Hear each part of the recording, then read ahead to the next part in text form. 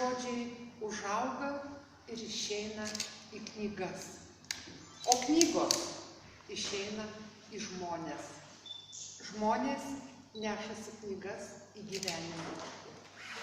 Danute, išėjo tavo žodžiai į knygas, išėjo tavo žodžiai su žmonėmis į gyvenimą. Tegu keliauja, o tu augink naujus žodžius.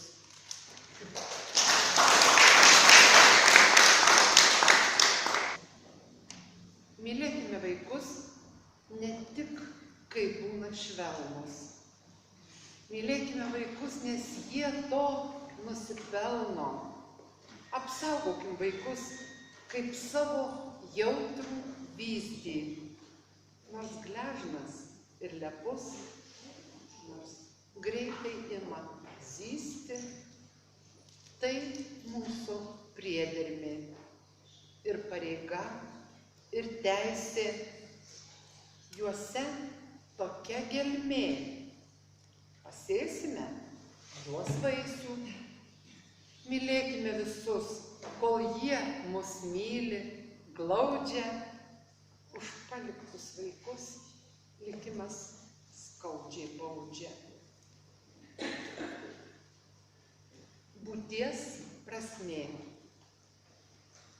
Dienas lyg nešulius velki, darbai neturi pabaigos, našta atrodo nesunki, kol dar krūti be atvangos.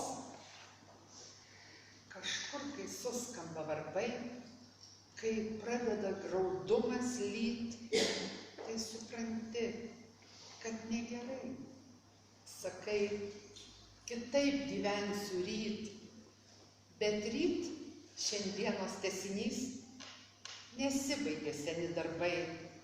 Problemų išlenda dar vis, tu jas iš naujo pamatai.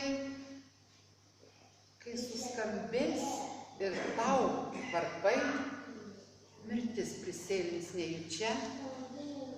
Prigulk, žmogau, jau pavargai, ištars. Eime greičiau iš čia. Ta valanda lemta išauš.